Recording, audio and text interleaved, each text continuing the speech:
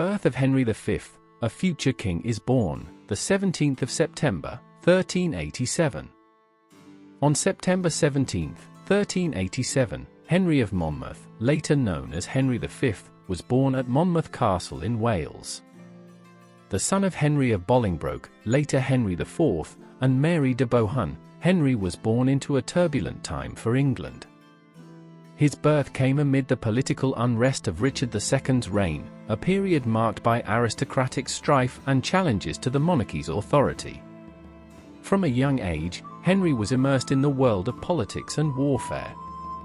As the eldest son of Henry IV, who would eventually seize the throne from Richard II in 1399, young Henry was thrust into the heart of English royal affairs.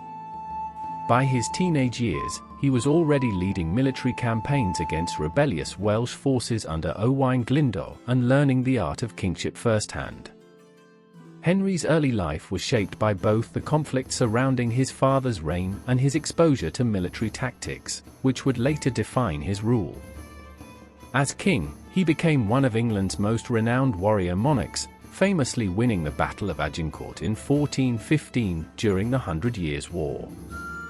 His leadership and military prowess left a lasting mark on English history. Henry V's birth on September 17, 1387, marked the arrival of a future king whose reign would be characterized by remarkable military success and the strengthening of the English crown, securing his place as one of England's most celebrated medieval monarchs. The demise of Catherine of Valois in 1437, analysis of queenship and dynastic politics. The death of Catherine of Valois on January 3, 1437, marks a pivotal juncture in the intertwined histories of England and France during the late medieval period. Let's examine Catherine's life, exploring her pivotal role within the framework of medieval queenship, her influence on dynastic politics, and the broader implications of her personal and political choices. Through an in-depth analysis of her marriage, widowhood, clandestine relationship with Owen Tudor, and her enduring legacy, let's illuminate the complexities and contradictions inherent in her position as a queen consort and a progenitor of the Tudor dynasty. Early life and political matrimony. Born on October 27, 1401, Catherine of Valois was the youngest child of King Charles VI of France and Queen Isabeau of Bavaria. Her early years were marked by profound instability, as the 100 Years' War ravaged France, exacerbating internal divisions and destabilizing the monarchy. The mental illness of her father and the contentious regency of her mother created an environment of political volatility, where Catherine's lineage rendered her a critical asset in European power dynamics. Her upbringing, though reflective of the constraints placed on royal women, likely equipped her with the skills of diplomacy, piety, and courtly conduct necessary for queenship. Catherine's marriage to King Henry V of England in 1420, formalized through the Treaty of Troyes, exemplifies the utilization of royal marriages as strategic instruments of statecraft. The treaty designated Henry as heir to the French throne, effectively disinheriting Catherine's brother, the Dauphin Charles, and sought to unify England and France under a single monarchy. This union, while ostensibly fostering peace, underscored the fragile and transactional nature of medieval diplomacy. Catherine's role in this arrangement extended beyond symbolic unification. Her presence at Henry's side during public ceremonies reinforced the legitimacy of the Anglo-French Accord. The birth of her son, Henry VI, in December 1421 solidified the Lancastrian succession and represented a triumph for the union. However, this moment of dynastic continuity was short-lived, as Henry V's untimely death in August 1422 left Catherine a widow at the age of 21. With her infant son ascending to the throne, Catherine's position became precarious, as her role transitioned from queen consort to queen dowager in a context rife with factionalism and regency politics. Widowhood and the assertion of agency. The regency government, led by Humphrey, Duke of Gloucester, sought to control Catherine's movements and decisions, reflecting broader anxieties about female sovereignty and the potential implications of her remarriage. The restrictions imposed upon her, including limitations on her ability to choose a new husband, exemplify the ways in which medieval queens were constrained by their dual roles as political symbols and dynastic vessels. Despite these limitations, Catherine's subsequent relationship with Owen Tudor, a Welsh courtier of modest origins, signifies a remarkable assertion of personal agency. Their clandestine union, likely formalized in the late 1420s, defied contemporary norms and carried significant political ramifications. The marriage, though controversial, produced progeny who would play instrumental roles in English history. Edmund Tudor, the couple's eldest son, became the father of Henry VII, whose victory at the Battle of Bosworth Field in 1485 inaugurated the Tudor dynasty. Jasper Tudor, another son, emerged as a key Lancastrian figure during the Wars of the Roses. Catherine's choice to marry Owen Tudor, despite the inherent risks and societal backlash, highlights her resilience and capacity to navigate the intersecting realms of personal desire and political constraint. Decline and Death, a reflection on mortality and queenship. Catherine's later years were marked by declining health and a retreat from the public sphere. By the mid-1430s, she resided at Bermondsey Abbey, a Benedictine nunnery in London, where she devoted herself to religious contemplation. Her death on January 3, 1437, at the age of 35, was attributed to a protracted illness, possibly exacerbated by complications from childbirth or chronic conditions. Her interment at Westminster Abbey, though relatively modest, underscores her enduring connection to the Lancastrian dynasty and the respect accorded to her as the mother of a reigning king. The abbey served as both a sanctuary and a symbolic space for Catherine's final years, reflecting the convergence of her piety and her royal status. The understated nature of her tomb contrasts with the significant legacy she left behind, a testament to the complexities of her life and the broader historical currents she navigated. Legacy and historical implications. Catherine of Valois occupies a central place in the historiography of medieval queenship and dynastic politics. Her marriage to Henry V illustrates the instrumental role of queens in fostering diplomatic alliances, while her union with Owen Tudor exemplifies the tension between personal agency and the expectations imposed by her political position.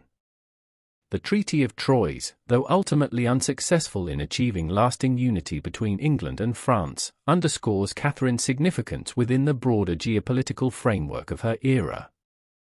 Her descendants' contributions to English history further amplify her historical significance. The Tudor dynasty, founded by her grandson Henry VII, represents a transformative period in English governance, culture, and identity.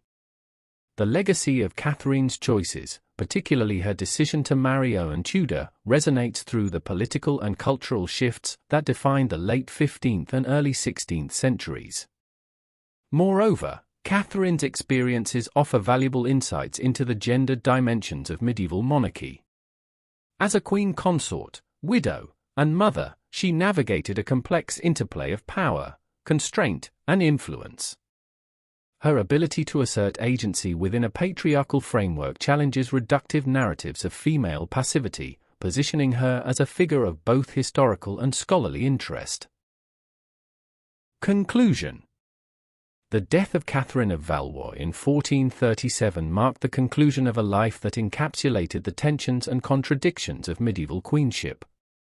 From her politically charged marriage to her contentious widowhood and her transformative role in establishing the Tudor dynasty, Catherine's life reflects the multifaceted nature of her historical impact.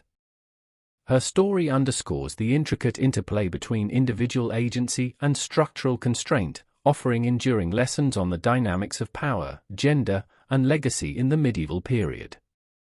Catherine's legacy, as both a political actor and a maternal figure of dynastic significance, invites continued scholarly examination. Her life serves as a lens through which to explore the broader themes of medieval governance, diplomacy, and societal structure, rendering her an indispensable subject in the study of late medieval European history. Thanks for listening. Like, comment, and subscribe to Medieval Chronicles 1066 for more journeys back to the Middle Ages. Stay curious.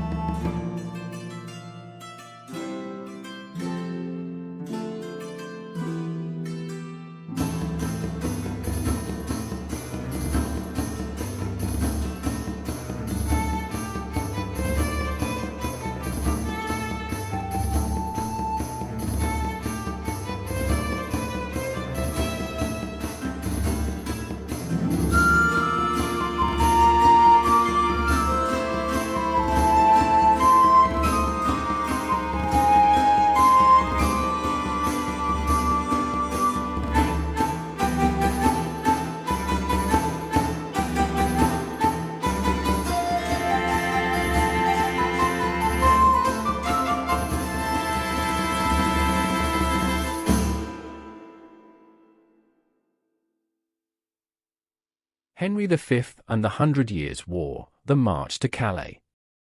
The 100 Years' War, a protracted series of conflicts between England and France, witnessed some of its most dramatic episodes during the reign of Henry V. Known for his military prowess and determination to expand English influence on the continent, Henry V's campaigns in France marked the high point of English dominance. One pivotal moment in this saga occurred on October 8, 1415, when Henry embarked on a grueling march to Calais after his hard-fought victory at Harfleur. This march, plagued by illness, attrition, and French resistance, became a testament to Henry's leadership and his army's resilience. The context: capturing Harfleur. Henry V's ambitions in France were driven by a complex web of dynastic claims and political motives. He believed in the legitimacy of his claim to the French throne through his great-grandfather Edward III. By 1415, he sought to enforce these claims with a bold military campaign, setting his sights on conquering key territories to establish a strong foothold in France. The port town of Harfleur, situated on the Seine estuary, was his first target. The siege of Harfleur began in August 1415 and was supposed to be a quick and decisive victory, opening the way for Henry to march deeper into French territory. However, the siege lasted far longer than expected. Harfleur's stout defenses, combined with fierce resistance from the garrison, delayed the English advance until October 7. Although Henry ultimately took the town, it came at a steep cost. His army, numbering over 12,000 men at the start of the campaign, was severely depleted by the time the town fell. The prolonged siege, coupled with the spread of dysentery and other diseases, reduced his effective fighting force by nearly half. The situation was further complicated by the need to garrison Harfleur, leaving Henry with around 8,000 men, many of whom were weakened and sick. Strategic realignment: the decision to march to Calais. Henry's initial plans were to push further into French territory, possibly toward Paris, in a show of English strength. However, the lengthy siege and subsequent toll on his men forced a strategic recalibration. Henry needed to preserve his forces and maintain a safe retreat route. He decided to march his men to Calais, a port town under English control, where they could regroup, rest, and receive reinforcements. The march, which began on October 8, was not just a tactical maneuver, it was a test of endurance and leadership. Henry's decision to march to Calais carried considerable risks. The French, though initially hesitant to engage the English head-on, began to mobilize in earnest once news of Harfleur's fall reached them. The French nobility, under the command of Charles d'Elbray, the Constable of France, and various regional commanders, mustered their forces to intercept Henry's retreat. As Henry moved north, the French shadowed his movements, seeking an opportunity to trap and destroy the English army. The march, hardships and challenges. The journey from Harfleur to Calais was approximately 260 kilometers and took the English army through the heart of Normandy and Picardy. Henry's men were already weakened by disease, hunger, and fatigue. The local population, incited by French commanders, engaged in a form of scorched earth policy, destroying food supplies and harassing the English as they moved through the countryside. Villages were abandoned, bridges were destroyed, and roads were blocked, further hampering the English march. To avoid large French forces, Henry was forced to take a circuitous route through towns such as Amiens and Nesle. The army crossed several rivers, including the Somme, often at great difficulty. The crossing of the Somme proved especially dangerous, as the French had fortified key crossing points. Henry managed to find an unguarded ford at Bethencourt, demonstrating his resourcefulness and ability to adapt to changing circumstances. Despite these successes, the English army was continually harried by French skirmishers and faced mounting casualties due to disease and exhaustion. Morale and leadership. Throughout the march, Henry's leadership was critical in maintaining morale and discipline. His men, though battered and beleaguered, remained loyal and determined. Henry's personal courage, his ability to inspire his soldiers, and his willingness to share in their hardships solidified his reputation as a warrior king. He moved among his men, encouraging them, and often shared in their rations and bivouac, reinforcing the bond between monarch and army. Henry's speeches during this period were designed to rally his troops, emphasizing honor, glory, and the righteousness of their cause.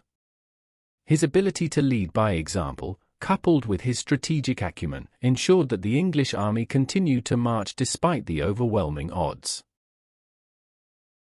The outcome: arrival at Calais. By late October, Henry's army approached Calais, having successfully evaded the main French forces.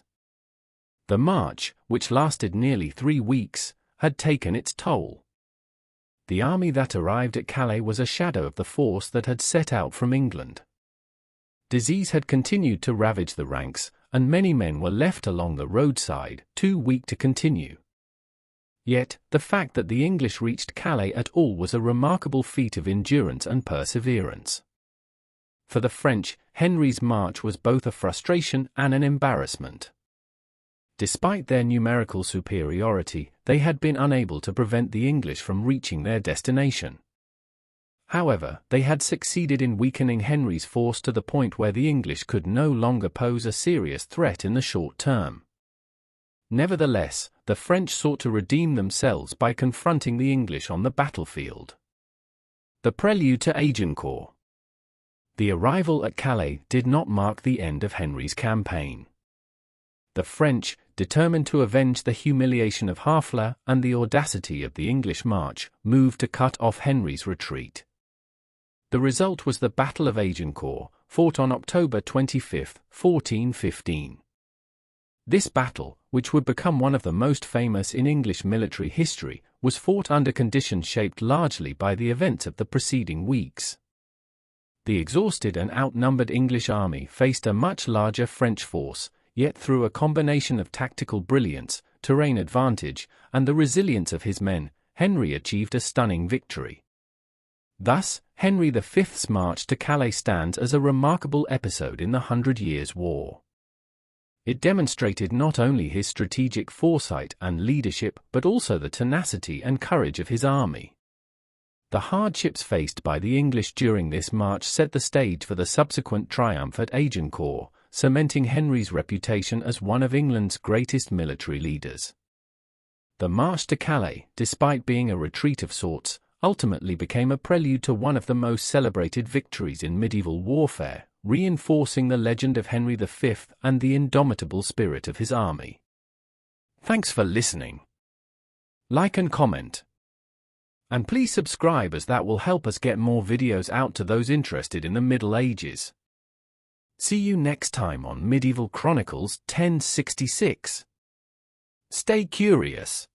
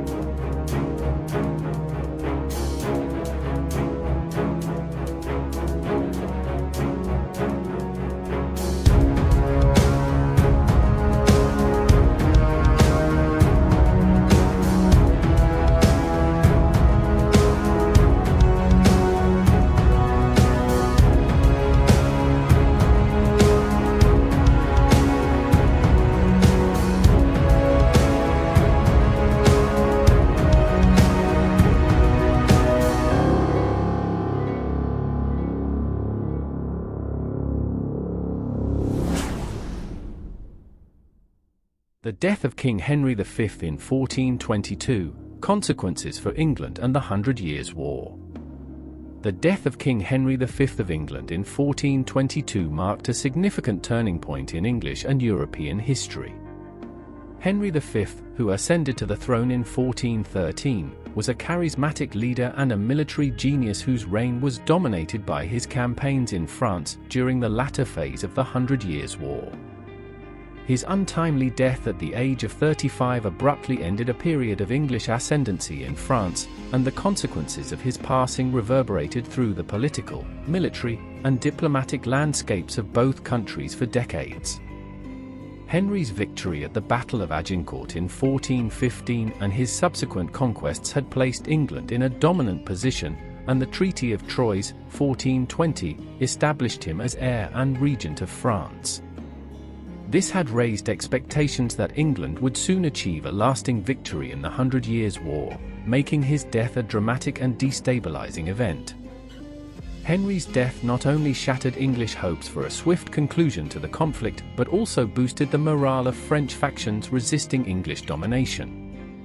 The sudden loss of a strong and determined leader created a void that his successors struggled to fill, affecting the balance of power between England and France for years to come. The death of Henry V in 1422 precipitated a series of events that exposed the inherent weaknesses of the English position in France, undermined the stability of his newly established dual monarchy, and ultimately contributed to the protracted conflict and political upheaval that characterized the later stages of the 100 Years' War. The circumstances of Henry V's death. Henry V died unexpectedly on August 31, 1422, at the Château de Vincennes near Paris. The cause of his death is still debated by historians, but contemporary accounts suggest that he succumbed to dysentery, a common affliction among soldiers and travelers in the medieval period. Some sources, like the chronicler Jean de Wavrin, also mention fever and other symptoms that may have been exacerbated by the grueling conditions of the campaign. Henry had been actively campaigning in France since his famous victory at Agincourt in 1415, which had solidified his reputation as one of England's greatest military leaders.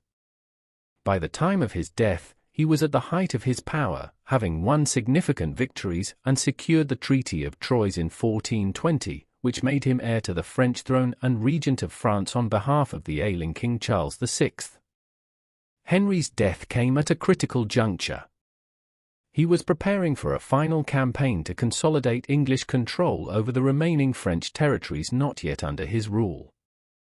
The suddenness of his death caught both his allies and his enemies by surprise, leading to shock and uncertainty in England and France. In England, there was immediate concern over the succession, given that his heir, Henry VI, was an infant.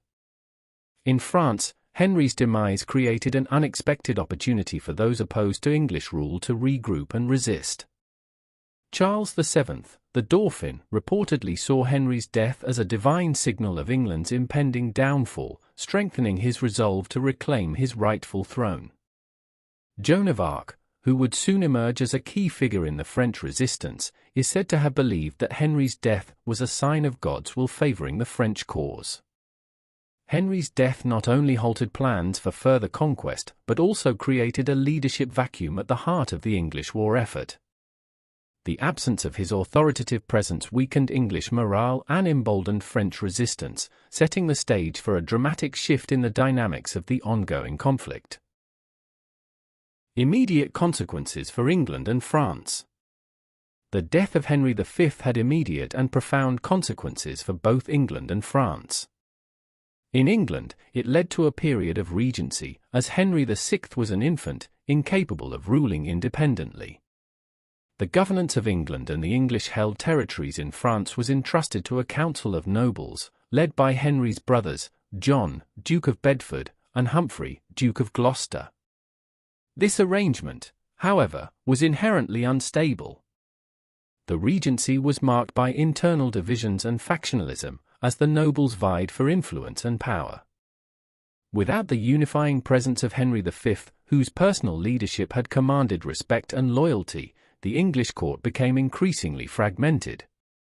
The power vacuum created by Henry's death exacerbated pre-existing tensions among the English nobility. John, Duke of Bedford, was appointed regent of France and took charge of the war effort across the Channel, while Humphrey, Duke of Gloucester, was named Protector of England. The division of responsibilities, while practical on paper, led to significant conflicts of interest.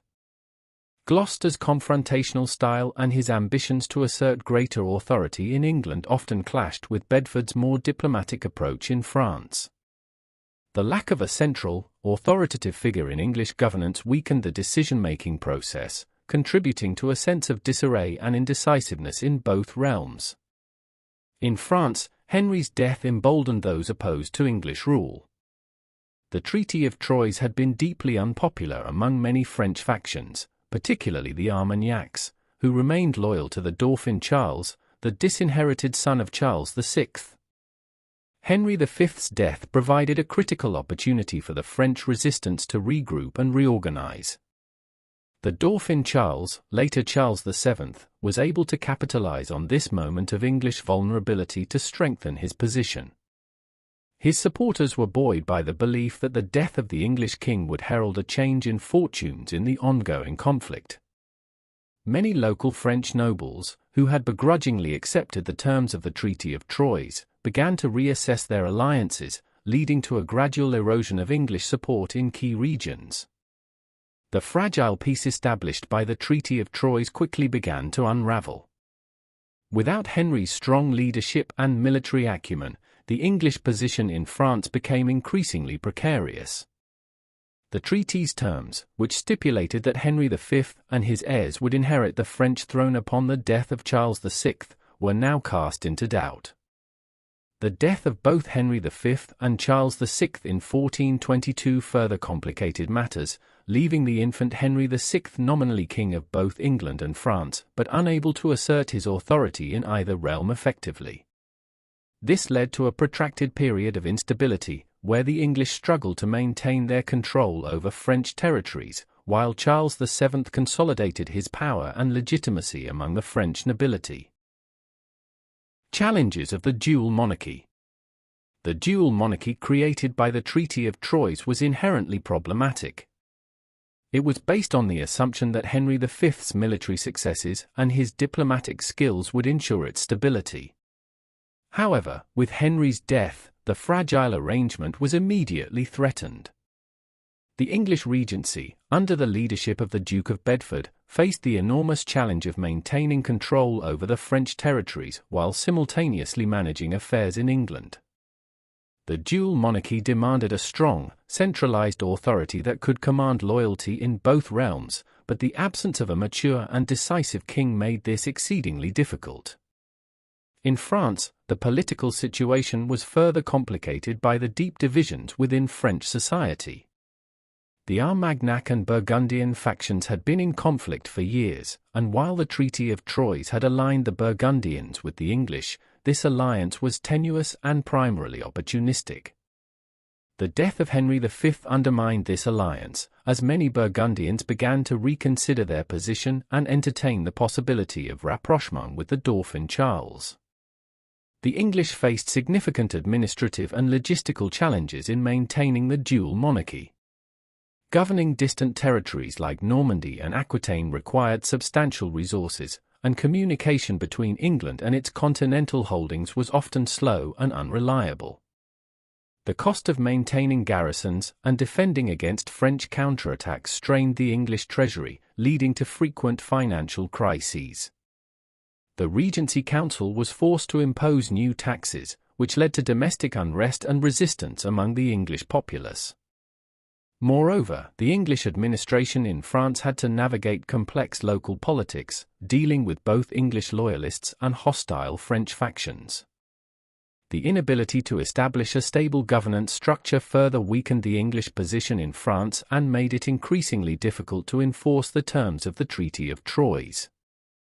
The lack of a strong English monarch to enforce the treaty's terms also emboldened Charles VII, who was able to rally support among French nobles and consolidate his position in the south of France. His coronation at Reims in 1429, following the intervention of Joan of Arc, marked a turning point in the Hundred Years' War. Charles' ability to present himself as the legitimate king of France, in contrast to the infant Henry VI, helped to galvanize French resistance and undermine English claims to the French throne. The challenges of maintaining the dual monarchy, therefore, exposed the limits of English power and highlighted the growing strength of French nationalism and resistance. Impact on the Hundred Years' War. Henry V's death significantly altered the course of the Hundred Years' War.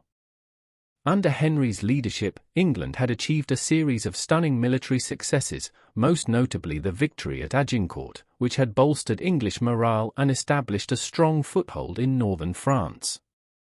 His strategic acumen, charismatic leadership, and ability to maintain discipline among his troops had been central to these successes. His death left a vacuum in military leadership that was not easily filled.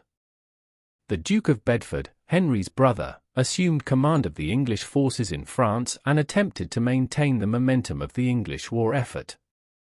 Bedford was a competent leader, but he lacked his brother's charisma and the same level of authority over the English nobility and military. Bedford's position was further weakened by the need to divide his attention between France and England, where political instability and factionalism were on the rise. His reliance on Burgundian support, which was increasingly uncertain, further complicated the English war effort. The Burgundians, recognizing the precariousness of the English position, began to hedge their bets and negotiate with both sides. The death of Henry V also changed the strategic calculus for both sides. For the English, the initial reaction was to hold on to what had been gained and to maintain the terms of the Treaty of Troyes. However, this proved increasingly difficult in the face of growing French resistance and the financial strain of maintaining garrisons and conducting military campaigns in hostile territory.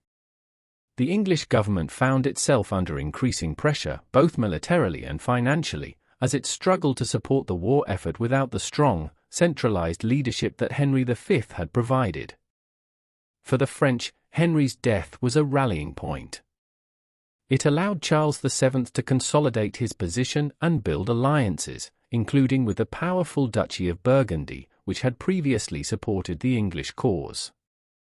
Joan of Arc's arrival on the scene in 1429 provided a further boost to French morale and was a turning point in the war. Under her leadership, the French achieved several important victories, including the lifting of the Siege of Orleans and the coronation of Charles VII at Reims. These victories shifted the momentum of the war in favor of the French and began to erode the English position in France. Political instability in England. Henry V's death also had profound implications for the internal political situation in England. The Regency government established to rule on behalf of the infant Henry VI was inherently unstable. The division of power among Henry V's surviving brothers, particularly John, Duke of Bedford, and Humphrey, Duke of Gloucester, created tensions and factionalism within the English court.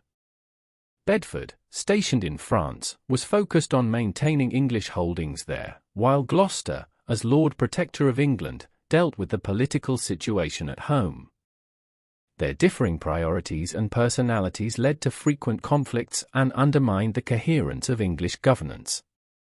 Gloucester's confrontational style and his tendency to overstep his authority alienated many of the English nobility and created further divisions within the government. Additionally, the minority of Henry V meant that England was ruled by a council of nobles who often had competing interests and ambitions. This lack of unity weakened the government's ability to make decisive decisions, both in domestic affairs and in the prosecution of the war in France. The political instability in England was exacerbated by economic difficulties. The cost of the war in France placed a heavy burden on the English treasury, leading to increased taxation and widespread discontent among the population. The government's financial troubles were compounded by the frequent devaluation of currency and the inability to raise sufficient revenue to fund the war effort effectively. These economic pressures contributed to a growing sense of dissatisfaction with the Regency government and increased tensions between different factions of the English nobility. Furthermore, local uprisings and unrest, such as the Southampton Plot of 1415 and later conflicts in the Welsh Marches, demonstrated the fragility of England's internal stability during this period. Legacy and long-term consequences. The death of Henry V in 1422 had long-term consequences for both England and France. In England, it marked the beginning of a period of political instability and internal conflict that would eventually culminate in the Wars of the Roses. The weakness of the Regency government, combined with the factionalism and economic difficulties of the period, set the stage for future conflicts over the succession and the legitimacy of the monarchy.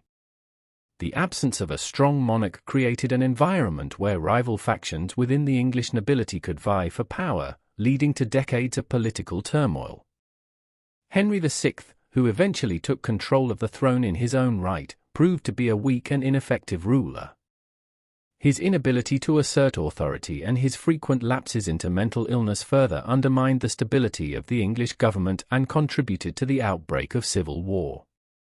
The political turmoil of the mid-15th century can thus be traced back, in part, to the vacuum of leadership created by Henry V's untimely death.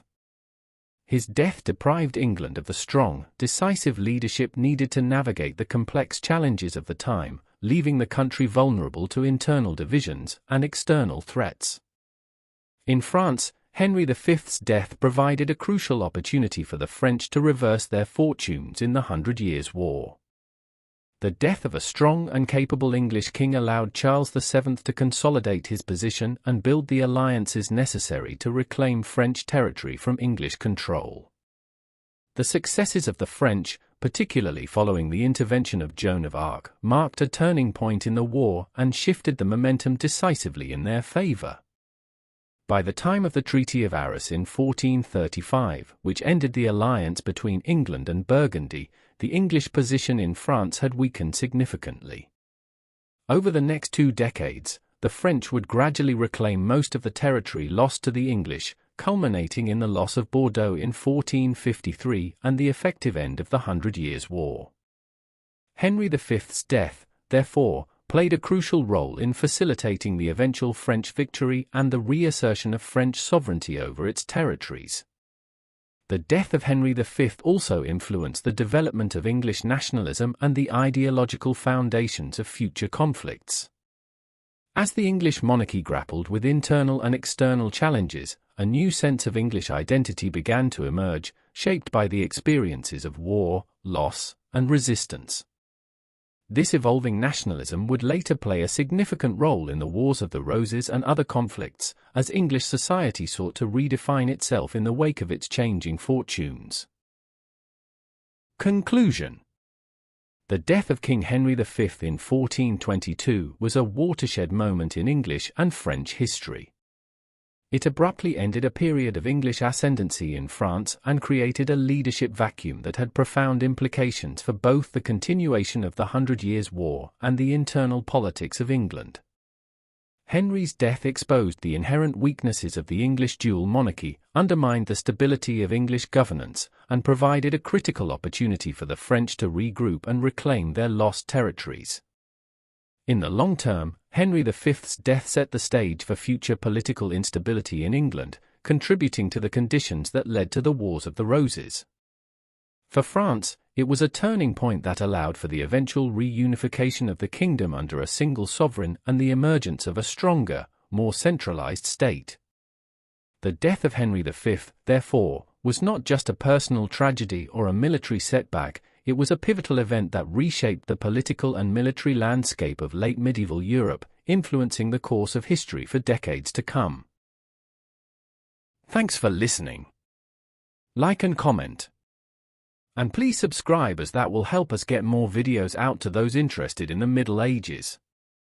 See you next time on Medieval Chronicles 1066. Stay curious.